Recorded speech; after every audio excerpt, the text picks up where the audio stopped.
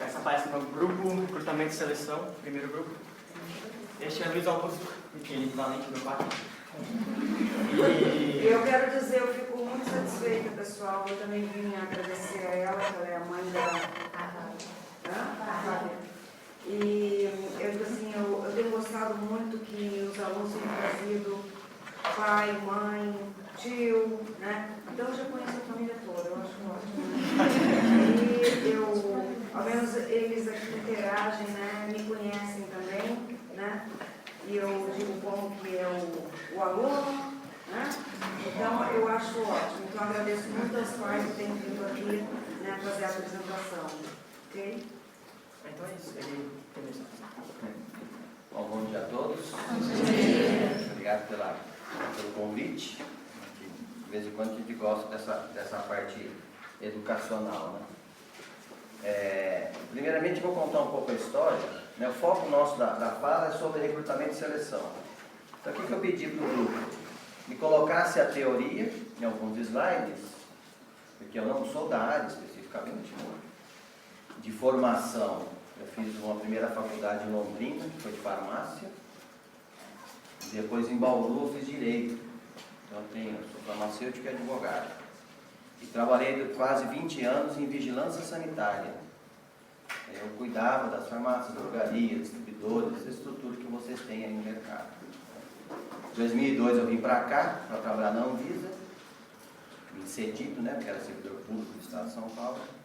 E em 2007 eu saí com um colega para montar essa empresa que a gente vai falar aqui um pouco, que é uma empresa de consultoria na área de assuntos regulatórios em vigilância sanitária. É o foco principal da empresa, né? Para vocês entenderem. O que a gente cuida, basicamente? O mercado de produtos regulados pela Anvisa, como o próprio nome diz, precisa estar regulado, empresa e produto, para poder você comercializar esse produto no mercado brasileiro. E a nossa empresa faz isso. 70% do que é consumido no Brasil, a nível hospitalar, vem de fora, não é fabricado no Brasil. A gente é quase que totalmente dependente. Se amanhã ou depois o Brasil entrar em guerra e ninguém quiser exportar para o Brasil, os hospitais praticamente não funcionam. Porque apenas 30% do que a gente consome é produzido no Brasil. Isso de uma maneira geral, né? Em termos de tecnologia. Medicamento, seringa, agulha, tomógrafo, raio-x, né? A gente tem muito pouco tempo. Eu ia dizer as máquinas mesmo, né? As máquinas potentes aí, né? Para fazer exames ou para alguma coisa. Tomógrafo, raio-x, impedância, vem tudo de fora. É que nem carro, né? Você compra as partes de fora e monta aqui. E instala no sítio, que normalmente é um sítio hospitalar, dentro de um hospital. Então a empresa foi pensada e criada nisso, principalmente num nicho de trabalho que a gente chama de produtos correlatos, né? Que não é medicamento, cosmético e saneante. Tudo que não entra nessas três figuras, a gente é considerado correlato pela autoridade sanitária. Que é essa linha, são mais de 5 mil tecnologias existentes, né? Vai desde fabricação de preservativo, luva, tem as transformações de plástico em seringa, em catéter, em bastante caninha que a gente tem no hospital, até os equipamentos de ponta, né? Tomógrafo, raio-x, impedância, tem um monte de produtos que a gente usa e às vezes tem que perceber. São produtos médicos. Então a empresa foi criada para trabalhar aí. A gente vai perceber durante a fala específica sobre recrutamento e seleção, que eu coloco 1 ou 2 ou 3 pontos um pouco diferente do que vem na teoria, porque é o que a gente vivencia na prática. Como eu falei, eu não sou da área de administração, né? Então talvez a gente acabe até pecando em alguns passos, em alguns pontos, né? Porque não tem a teoria para a gente aplicar na prática.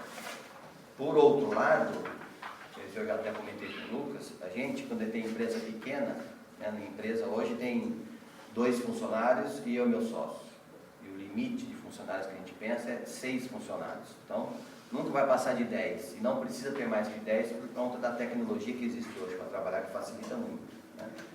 Mas a gente sente muito falta dessa parte administrativa acoplada à parte financeira, de como gerenciar essas pequenas empresas. O mercado não traz muita alternativa. No comecinho de 2012 ou 2013, que foi colocada a questão das notas fiscais eletrônicas, que a gente teve que correr atrás de um programa de administrativo financeiro, só tem Ferrari no mercado. E eu sei mais ou menos dirigir um Fusquinha. Então eu pago 20 mil reais no programa e não uso 1.000 dele.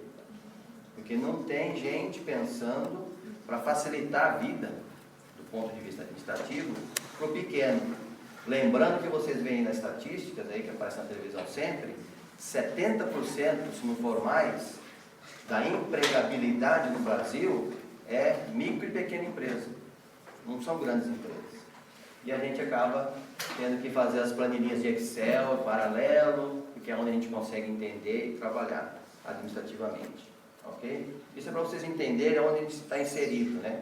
O tamanho da empresa e qual a atividade que a gente trabalha. Tá? Fica aberto se a gente quiser tirar alguma dúvida, alguma pergunta, algum questionamento. Eu sabendo, eu explico. Se eu não souber, eu procuro. E numa segunda oportunidade eu passo a explicar aquilo que de imediato a gente não tinha conhecimento de explicação. Ok? Então o assunto aqui hoje é recrutamento e seleção. Tá? Sou Luiz Augusto. Qual a diferença de recrutamento e seleção? A parte teórica vocês têm muito melhor que eu. Né? Vocês já viram isso e vão ver muito mais durante o curso. Isso aqui foram os dados que o pessoal do grupo passou para mim. Então, recrutamento, disponibilização da vaga e busca de candidato. Só dei uma enxugadinha, né, para não ficar um texto muito longo, para ficar mais didático o negócio. Ou seja, toda vez que a empresa precisa de um funcionário, né, de trazer para dentro, ela tem que achar uma maneira de ir para o mercado que ela está inserida. A minha empresa hoje está inserida no Distrito Federal, e buscar pessoas para vir trabalhar dentro da instituição, dentro do pequeno grupo. Né? E esse é uma outra situação prática que a gente verifica. Quanto menor o grupo, mais difícil é a seleção, e mais difícil é se você selecionar errado. Porque se uma laranja podre estraga um saco de 60 quilos, imagina uma laranja podre do lado de outras 2 ou 3. O estrago é muito maior e muito mais rápido. Então a gente enxerga essa dificuldade no mercado, de como buscar esse profissional no mercado. Né? Por quê? Nós temos 2 funcionários, vai vir o terceiro, vai vir o quarto, no máximo o quinto e fecha a fatura. Né? Não precisa de mais. Então tem que dar sorte, que é o feeling, né, que a gente chama, de selecionar, de correr atrás de alguém que vá compor com o grupo. Eu falo para vocês que essa empresa foi criada em 2007, a gente já passou por algumas situações, né, de recrutamento e seleção, que é a tecnologia mais técnica, a gente percebeu que fez errado e teve que corrigir no meio do caminho. E não é fácil. Se é ruim para alguém perder emprego, é mais difícil para alguém demitir alguém que vai perder emprego. Não é fácil. Ainda mais empresa pequena, que acaba sendo uma microfamília, né? Você encontra com as 3, 4, 5 pessoas todo dia. Fica 8 horas por dia com essas 4, 5 pessoas, às vezes mais do que em casa. Ok? Então, o que seria o recrutamento? A disponibilização da vaga e busca do candidato. Ok? Isso é a parte da teoria de vocês. E seleção, escolha da melhor opção entre os candidatos interessados. Né? Se disponibiliza a vaga, corre atrás de ter uma pessoa a mais, e dos que aparecem, você não pode trazer, é uma coisa bem subjetiva, né? Os que aparecem, tem interesse pela vaga, você vai selecionar, ou tentar selecionar, o que mais se adequa à sua estrutura, né? À sua equipe. Tá? Então a diferença básica entre recrutamento e seleção é: recrutamento é o chamamento, eu disponibilizo a vaga e falo para o mercado, eu tenho uma vaga na área de consultoria em vigilância sanitária, é específico da minha empresa, e aguardo. Normalmente, quando a gente disponibiliza essa vaga, a gente tem, pelo menos na cabeça, um pequeno perfil do que nos interessa. E a gente tem, enquanto empresa, apesar de nem sempre divulgar. Né? A gente vai ver como é que a gente normalmente faz a nossa divulgação de vaga, né? Nosso recrutamento. prático, né? Mas, por exemplo, a gente dá prioridade para pessoas da área da saúde. Apesar de não trabalhar especificamente na profissão a que ela escolheu, mas o conhecimento que ela tem básico dentro da área da saúde nos é favorável para contratar, né? Ou seja, enfermeiro, fisioterapeuta, nutricionista, farmacêutico, né? Quem mais? Terapia ocupacional, todas essas profissões, esses cursos que estão junto na área da saúde, é interessante para a gente pôr para dentro, porque pelo menos no macro processo ela já conhece. E o processo específico a gente acaba treinando. Ok? Essa parte que eu achei bacana de copiar, meu coleguinha que fez para mim. Nem sempre é fácil encontrar a pessoa certa para ocupar os cargos que sejam vagos. Isso que eu comentei. Você vai escolher em cima daqueles que tiverem interesse da vaga ofertada. Né? Não é aquela pessoa que você vai atrás do mercado e acha uma pessoa que você acha interessante e você traz ela para dentro. É o contrário, você abre a vaga e a pessoa te procura, mostra interesse. O bom senso manda que a empresa adote sistemas para recrutar um número suficiente de candidatos para ter amplitude de escolha, que leva à identificação das pessoas mais promissoras para as suas funções. Isso realmente é fato. Quanto mais candidato a gente possa ter para a vaga, em princípio a seleção vai ser mais apurada. Você vai ter mais opções de escolha e a tendência de você acertar na escolha é maior do que você vier a ter menos candidatos por vaga. Ou seja, o processo de recrutamento é tão importante quanto o de seleção. Né? Quanto mais interessado tiver para a vaga, em princípio, a escolha vai ser o melhor. Né? Pelo menos é a tendência, né? É a lógica. Recrutamento e seleção. Isso aqui que é interessante comentar, que já deu uma palhinha já. Grandes empresas, normalmente, você vê que a gente presta consultoria para grandes empresas, elas têm uma estrutura própria de recrutamento e seleção. Tá? Tem um departamento próprio de RH, tem uma diretoria específica só para cuidar das questões do pessoal, né? Da equipe de trabalho, e acaba se especializando. A pequena empresa, como é o nosso caso, não tem como ter essa estrutura. Eu não tenho como ter 3 funcionários numa equipe mínima de RH para contratar um funcionário que vai ser aquela famosa brincadeirinha de charge que tem, né? Não sei se vocês já viram. É um pessoal remando numa raia, perde o campeonato, eles colocam assessores, gritadores, apoiadores, mas sempre um remando.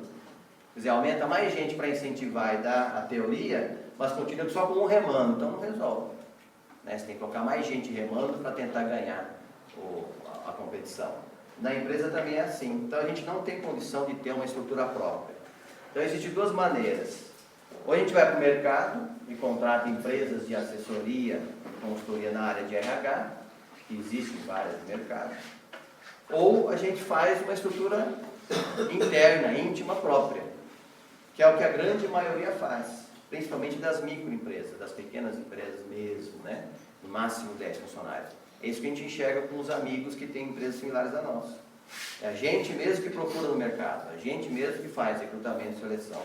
Porque o custo de contratação acaba sendo inviável para se fazer um processo um pouco mais amplo, né? Correndo o risco de, como eu falei, acabar não selecionando a melhor pessoa para dentro da empresa. É o risco que você corre. Tá?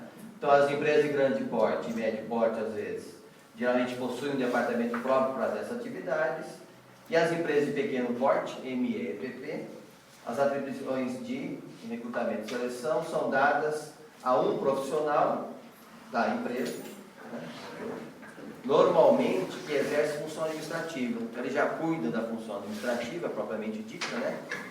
E financeira da empresa pequena, né? E periodicamente, na necessidade, na intenção de aumentar o quadro, ele vai cuidar também deste recrutamento, de trazer essa pessoa para dentro, e depois uma equipe, que normalmente é ou um diretor ou um sócio da empresa, contratante que vai fazer a seleção, que vai entrevistar, vai analisar currículo, né? Chamar para entrevista e, numa discussão interna, se selecionar um ou dois para trazer para dentro e trabalhar. Ok?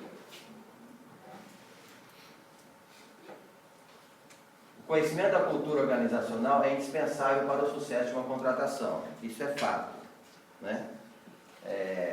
Se o interessado, mostrando que a vaga lhe é apetitosa, vamos dizer assim, se interessar pelo local de trabalho, pela área que está sendo trabalhada, né? Principalmente no nosso exemplo, que é uma área que não há formação técnica específica, né? Pelo contrário, se mistura mais de uma área, ou seja, tem que ter noções de saúde vinculadas a noções de direito, que são aplicações de normas e leis na área da saúde. Então, você tem que ter no mínimo essas duas grandes áreas de conhecimento, ou de interesse no conhecimento, né? Se é difícil achar alguém da área da saúde especificamente, imagine achar alguém que tenha saúde mais direito junto, que é o que eu acabei fazendo por interesse próprio, porque eu trabalhava na área. Então eu era da área da saúde e fui aprender a como fazer com as leis, a como aplicar as leis na área correta, né? Na área prática, coisa que a gente não aprende na faculdade de farmácia, por exemplo, né? Tem uma disciplina chamada Deontologia e Legislação Farmacêutica, que mal fala sobre ética profissional e conselho de farmácia, né? Que é a única regra que tinha, não todo esse arcabouço de legislação sanitária que a gente trabalha, né? Então, saber conhecer, e principalmente, a gente não chega nem à ideia de um conhecimento específico, tá? No mínimo um conhecimento geral, um conhecimento básico, né? Que seria filosofia da empresa, como que ela trabalha, né? De que maneira que ela trabalha, qual é o perfil de atividades, aonde que ela atua nesse perfil. Ambiente profissional, né? Tem que entender aonde que ela vai entrar. Uma coisa é uma grande corporação, né? 700 funcionários, tem empresa que a gente dá assessoria, né? A gente recentemente foi contratado pela Unilever, que faz muito shampoozinho e creminho que vocês usam. São quase 800 funcionários. Então, colocar uma pessoa, ela tem que ter noção que ela vai ser uma em 800. Numa empresa pequena que nem a nossa, ela vai ser uma em 3. Ela tem 1/3 de peso na mão de obra, no trabalho, no conhecimento. Então, essa noção, quem se interessa pela vaga, ou a gente que procura um interessado à vaga, tem que ter. A gente vai jogar para dentro. E, por fim, mercado de atuação. Buscar entender, buscar saber aonde que essa empresa vai atuar nesse mercado. Aonde que ela vai procurar o cliente para esta empresa sobreviver.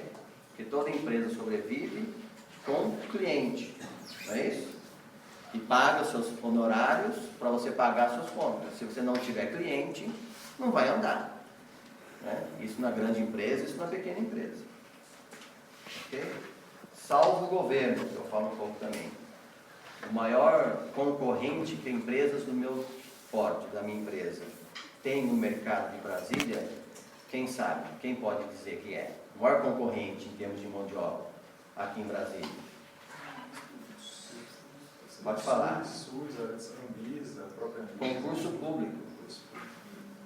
É enraizado ao extremo para vocês aqui de Brasília a questão do concurso público. Todo mundo pensa no concurso público. Então, por exemplo, eu conheço a doutora Janete, que é do SEIB, já fez alguns trabalhos lá, ela fala, por mais que eu valorize o meu profissional da saúde, eu sei que em 1, 2, 3 anos, o meu melhor profissional acaba passando no concurso público e vai trabalhar. E não é raro, ela comentando, que ela tem uma área de RH muito forte dentro da estrutura do SEIB, né? Ganha prêmios e tudo mais. Ela falar que às vezes depois de 1, 2, 3 anos, aquele profissional que ela tinha, que trabalhava rindo dentro da empresa dela, que é da estrutura, se sente chateado no serviço público. Porque tudo aquilo que ele gostaria de fazer, percebe que no serviço público é engessado. Mas acaba se acomodando porque tem um bom salário e vou ter uma boa aposentadoria. E é muito comum, ela ter uma experiência maior do que a nossa, depois de 10, 15 anos, a pessoa fala, não, estou aqui porque eu já estou aqui, vou esperar aposentar, mas não gostei de ter passado por aqui. Eu era mais feliz quando trabalhava lá. Tinha mais conquistas, mais realizações. Isso é fato. Tá? Então, o mercado de atuação que a sua empresa vai atuar é importante para quem se interessa pela vaga, no mínimo compreender, quando for para essa empresa fazer uma avaliação de currículo, né, ou uma avaliação uma seleção para a possível entrada naquela empresa. Isso, durante a entrevista, essa amostra de interesse é interessante. A gente saber que a pessoa... E a gente fala de carteirinha porque nós tivemos já 2 ou 3 pessoas que vieram trabalhar com a gente que eram assim. Você percebia na entrevista o interesse pelo mercado que a gente atuava. Apesar da formação técnica, não seria precisamente colocada na nossa área, né? Não vai ser, o farmacêutico não vai trabalhar como farmacêutico para a gente, né? O fisioterapeuta não vai trabalhar como fisioterapeuta para a gente. Ele vai usar os conhecimentos da saúde, mas vão trabalhar nas legislações dessas áreas.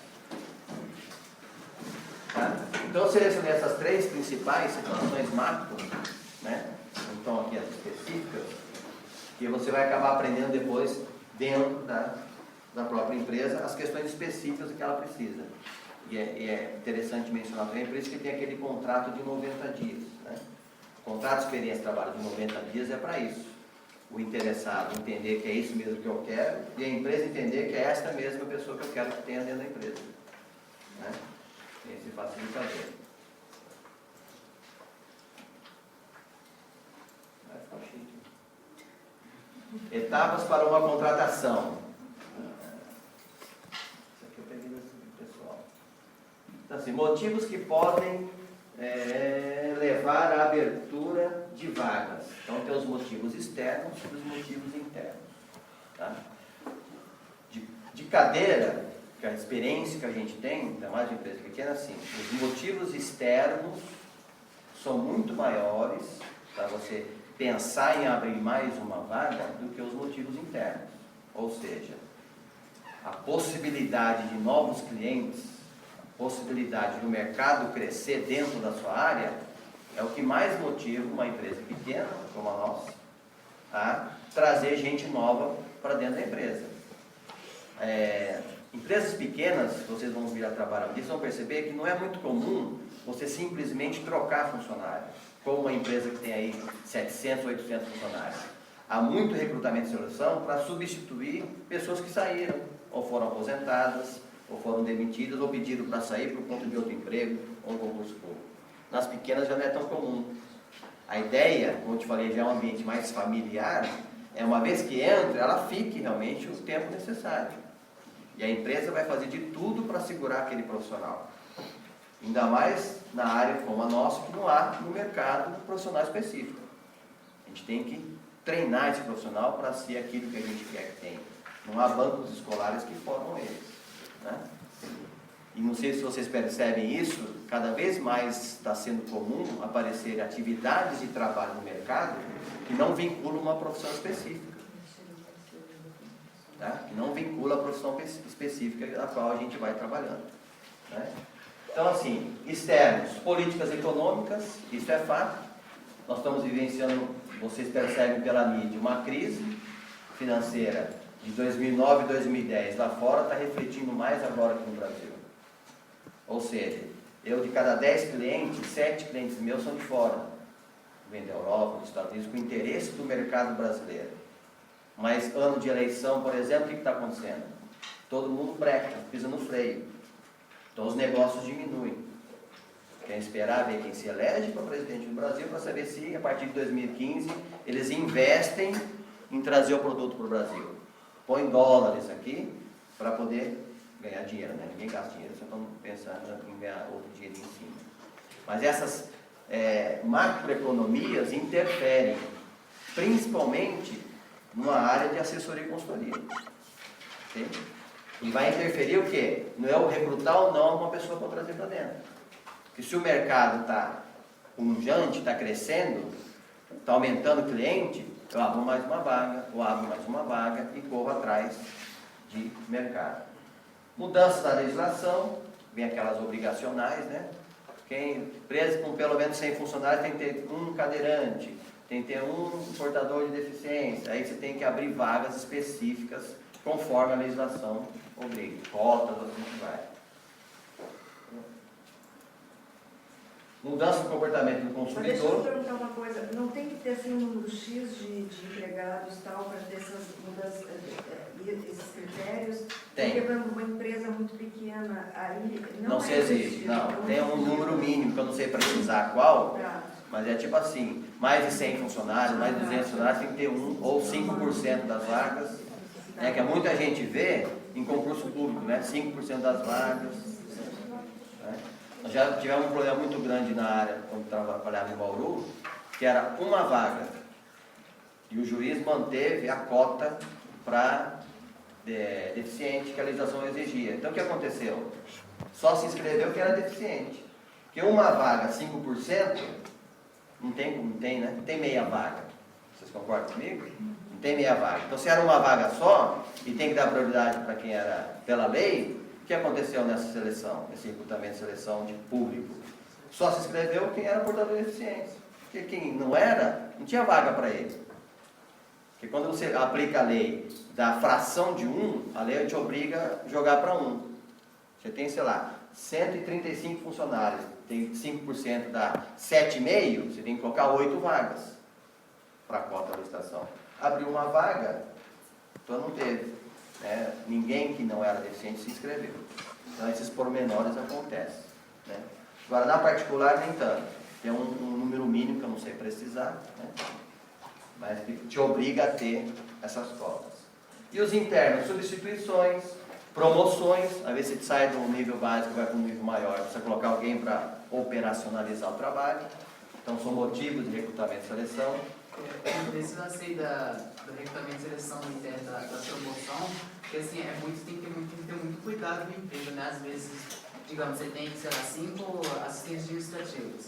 Aí um se destaca, tal, aí você promove ele a chefe. Aí pode ser que você tenha perdido um excelente assistente e tenha ganhado um péssimo chefe. Né? Às vezes Isso é fato. Isso é fato. Assim, uma coisa boa, promoção, para você promover mais, não. Pode ser que você perdeu um cara muito bom ali no operacional e ganhou um péssimo chefe, gerente. Isso que você fala é fato. Quando eu fiz a faculdade de Direito, eu tinha vários professores que eram juízes e promotores, e um deles que estava direito constitucional, ele falava uma coisa séria, tinha eleição para professor de assistente, para diretor da faculdade, era uma faculdade particular, e ele muito falava, pensem bem, nem sempre o melhor professor poderá ser o melhor diretor para a faculdade. Você acaba não tendo um bom diretor e perdendo um ótimo professor. Só que por outro lado, vamos pensar o outro lado, ela é excelente administrativa. Então, por ela ser excelente, eu vou penalizar ela, não vou promover? Fala, só não vou te promover, viu, querida? Porque você é ótima no que faz. Eu estou sendo ótimo no que eu faço, porque um dia eu penso na minha promoção. Você entendeu? Eu penso crescer na empresa. Ninguém pensa estagnar. Mas isso que ele comenta é verdadeiro. Às vezes a pessoa que está acima tem esses caminhos diversos que fica difícil você controlar.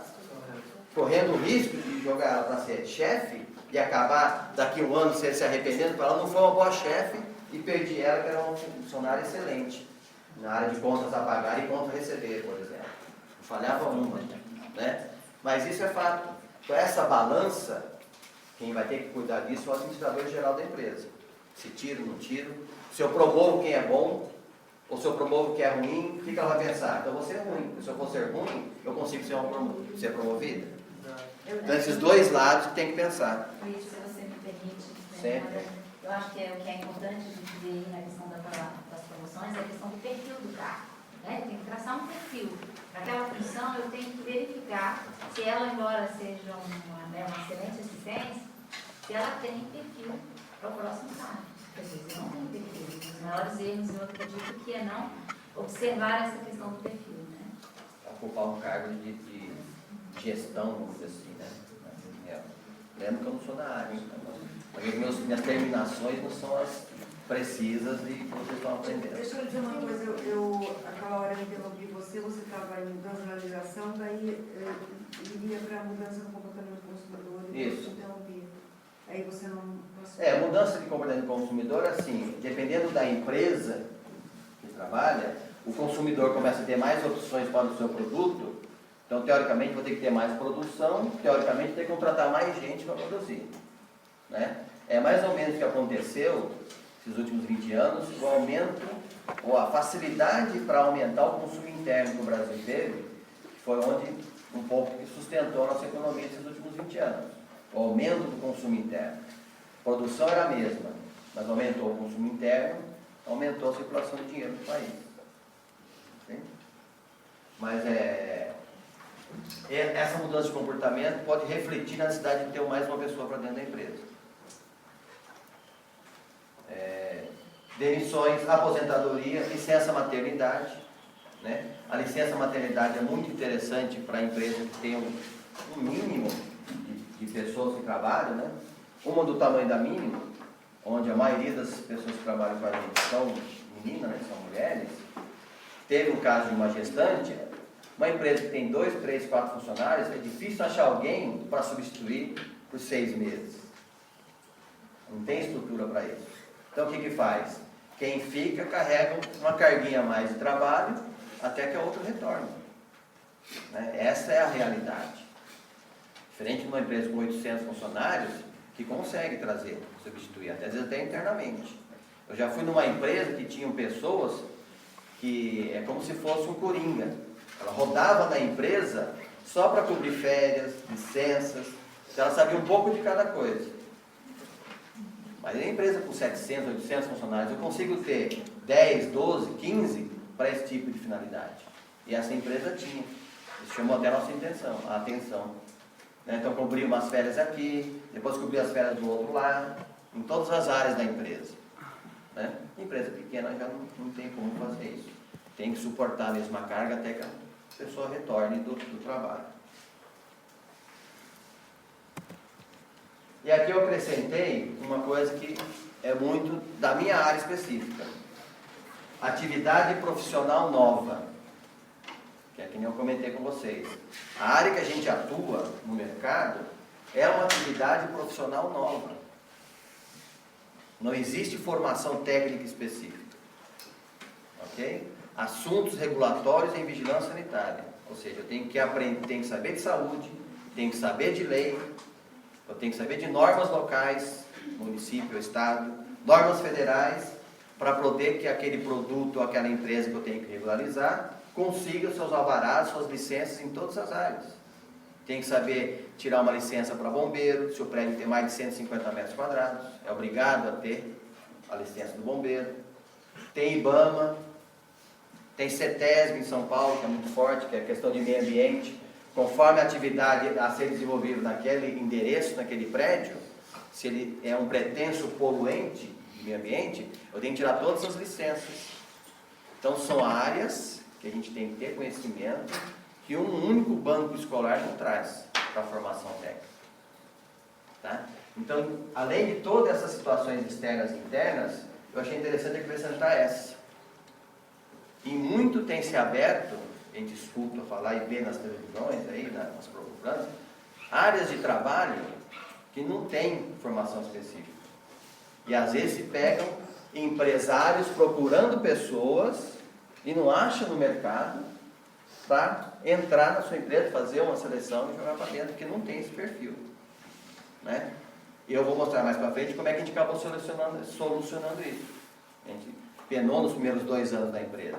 De chamar a gente, e ter que dispensar, e chamar de novo, ter que dispensar, porque não tinha perfil. A gente mudou um pouco o nosso tipo.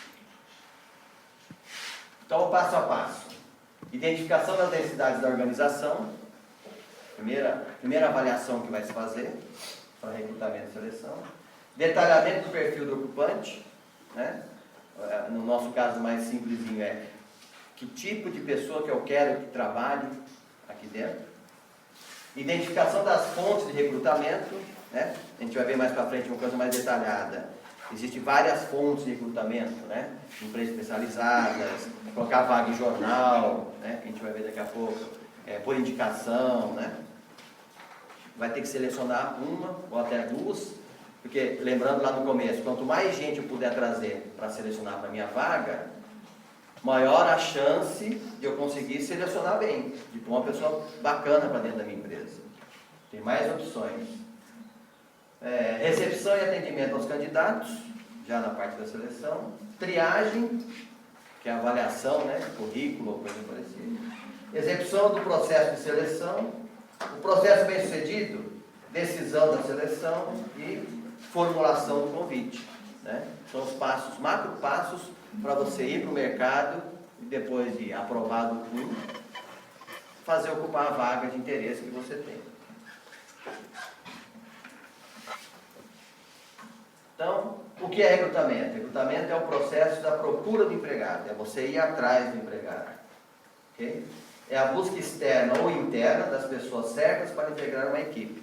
Então, esse recrutamento ele pode ser buscar a pessoa externa ao processo, à empresa, ou pode ser uma busca interna. Quando as empresas são maiores, isso é muito comum de fazer. Abre uma vaga numa área e se seleciona, às vezes, dentro da própria empresa, alguém com perfil para ocupar. Em não conseguindo alguém que já é do quadro, aí se busca alguém de fora. Já vi várias situações nesse sentido, né? Mas principalmente grandes empresas. E aqui as fontes de recrutamento, ok? Dá para vocês verem daí? Deixa eu ler aqui. Empresas de RH, propriamente dito, né? Headhunters são aquelas pessoas que fazem a busca de profissionais especializados para você. Meios de comunicação, mídia, internet, aqueles CAC, né? Tem várias empresas de seleção de currículo, você pode fazer uma busca ali. Site de internet, recebimento espontâneo de currículo. A gente tem lá pessoas que às vezes vai olhando, vê a nossa página na internet, apesar de simples, e manda currículo. A gente vai armazenando esses currículos, que no mínimo teve interesse de vir. Entidades de formação, que são as escolas, as faculdades. Indicação dos funcionários, é muito comum, te dá prioridade, por exemplo, da nossa. Mas eu coloquei uma aqui, que pelo menos não estava, mas eu entendo como uma fonte de recrutamento, que é vaga de estágio. Por que a gente acha importante, eu achei interessante colocar aqui a vaga de estágio? Como eu falei, como o meu profissional não existe no mercado, e a gente por 2 anos tentou recrutar pessoas, trazer pessoas prontas para a nossa empresa, a gente viu que não estava dando certo. Então, o que a gente começou a fazer? Começou a chamar estagiário no último ano da faculdade, que tivesse interesse de fazer isso. De uma vez tendo interesse, o que a gente pensou em fazer? Eu vou formatar essa pessoa para o conhecimento que eu preciso. E esse foi o melhor caminho que a gente achou.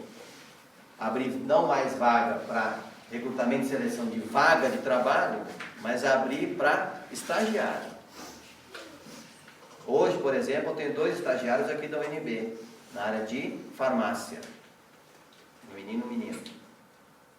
A menina está indo muito bem, ela está gostando do que faz, era uma área que ela não conhecia, era um estágio obrigatório que ela tinha que fazer pela faculdade, que falava sobre legislação, né, farmacêutica, e ela está gostando, muito provavelmente, o estágio dela termina em dezembro, muito provavelmente, se ela tiver interesse, ela vai ser contratada. Ela vem para dentro, porque ela entendeu, tudo que pediu para ela, ela atendeu, ela estudou aquilo que ela não sabia e gostou daquilo que viu, apesar de não ter visto isso na faculdade. Então, assim, estágio, não é tão comum usar isso como fonte de recrutamento e seleção, mas eu acho muito mais, pelo menos para a minha empresa que é pequena, trazer como estagiário e depois, se der bem, né, a gente pensa em 6 meses, com mais 6 meses, depois a gente pega o último ano da faculdade. Eu gostei de você gostou da empresa, que a gente veio trabalhar e a gente põe para dentro no quadro de profissionais. Foram os principais que a gente teve até hoje, os que trabalham com a gente, começaram como estagiário na empresa. E a seleção. Seleção é o processo de escolha do profissional entre os recrutados. É a busca do homem certo para o lugar certo. Isso eu peguei também da colega que colocou, que é um master aí na área de vocês, né? Na área de administração, Frederick Taylor. É a busca do homem certo para o lugar certo. E eu destaco o quê? Busca. Às vezes você busca e não acha. Tá? Às vezes numa primeira seleção, a primeira busca que você faz, você acha, a pessoa se dá muito bem e cresce com você. Ok? E já estamos acabando. Mais a minha parte. Quais requisitos adotados na seleção? Por que eu achei interessante colocar essa frase aqui?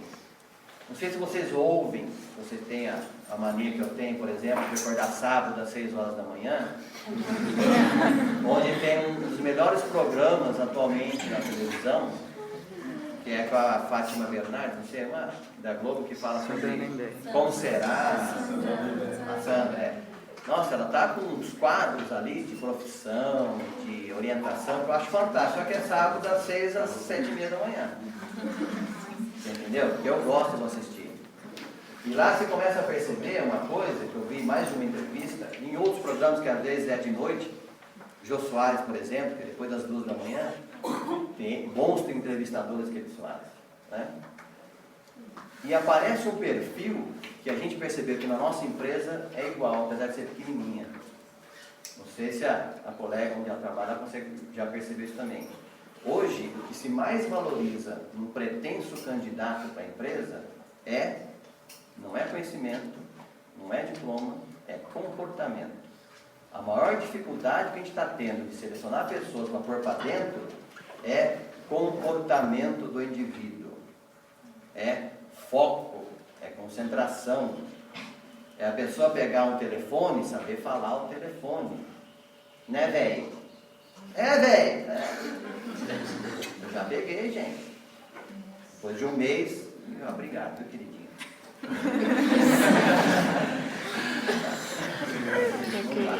Vai fazer uma carta, vai escrever um e-mail que a gente pede para passar controle para a gente, o português totalmente errado. Entendeu? No último ano da faculdade de administração de empresa. Isso eu posso falar, porque foi na minha empresa e está no último ano do curso de vocês, de administração de empresa. Não sabia redigir um texto. Então, assim, hoje em dia, não sei se a colega concorda comigo, o que mais está pesando para selecionar pessoas para trabalhar em pequenas empresas, grandes empresas, é comportamento. É a pessoa se interessar naquilo que quer, focar naquilo que quer. Por incrível que pareça, né? Diploma está em segundo lugar, conhecimento técnico, vocês vão ficar 4, 5 anos estudando, está em segundo lugar. Por quê? O comportamento está ruim. Está ruim para quem seleciona e vai conversar com uma pessoa, presidente de uma multinacional, que fatura 18 milhões de dólares por ano. Tem que saber conversar. Tem que saber conversar.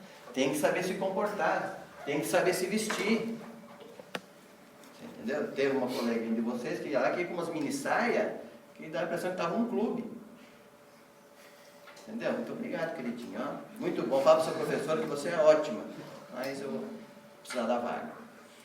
Isso que às vezes vocês escutam até em casa, alguns de vocês, põem rodinhas. Isso é fato, gente. Quer bons lugares, tem que saber se comportar, tem que saber falar. Está no horário de trabalho, tem que se concentrar. Essa multimídia que a gente tem hoje, tem que deixar de lado quando você entra dentro da empresa. O celularzinho tem que ir para a gaveta. Ao ponto de grandes corporações obrigar o funcionário a deixar o celular na entrada da empresa, sabia disso? Você entra na empresa, você tem que deixar o celular, não é? Só pega a hora que sai. Por quê? Não sabe se comportar. É o que eu falo no primeiro dia na minha aula. Não entrar com o celular. Eu agora peguei outro, tá? Sabe por quê? Porque eu acho inadmissível uma coisa dessa. Eu digo assim, ou você está lá concentrado no celular ou na minha aula. Se não estiver na minha aula, então saia.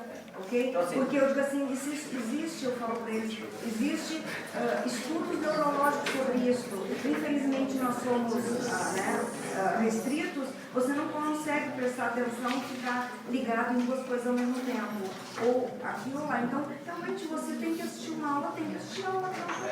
Então isso a gente percebe, viu, gente, no pequeno e no grande. Cada vez mais essa é a maior dificuldade que está tendo para quem seleciona. Quem é da área de RH de grande empresa também, né? Nós, por exemplo, uma empresa pequena tem acesso ilimitado à internet da empresa. Então, sabendo usar, é uma máxima que eu tenho em casa, sabendo usar não vai faltar.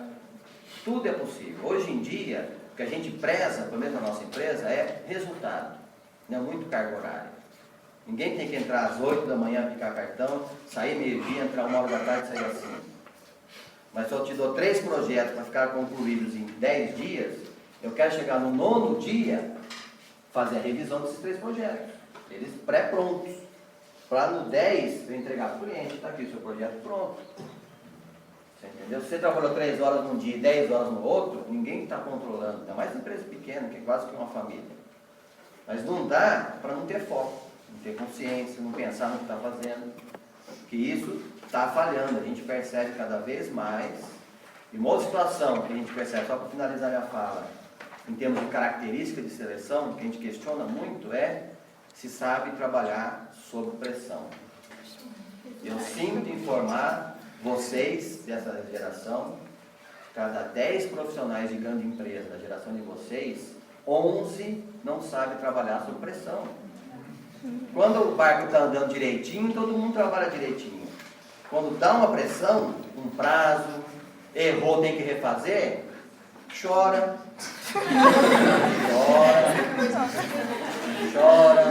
entra em pânico, tira a licença médica. Minha esposa trabalha na Caixa Econômica Federal, ela tem vários concursados, que é da geração de vocês, um pouco mais velho. Quando é para trabalhar sob pressão, espana, de ficar 6 meses em depressão. 6 meses com atestado médico, que ficou deprimido, porque alguém falou assim, ó, você não soube fazer, faz de novo. Às vezes não tinha essa cobrança em casa, gente. Pai afaga muito, né? Deixa passar, não pode. A gente tem que saber ouvir o não e trabalhar 10 vezes melhor em cima do não do que do cima do sim. Porque em cima do sim todo mundo trabalha bem. Ok? Bom, é isso. Acho que meu tempo aí zerou. É isso que eu queria passar para vocês, a experiência de uma pequena empresa.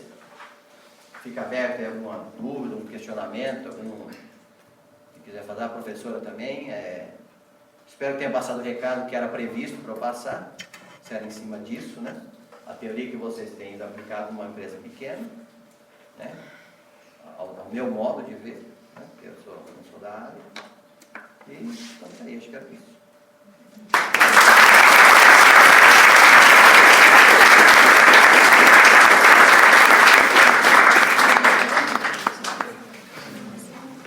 Estou pronta para o mercado de trabalho. Eu sempre choro.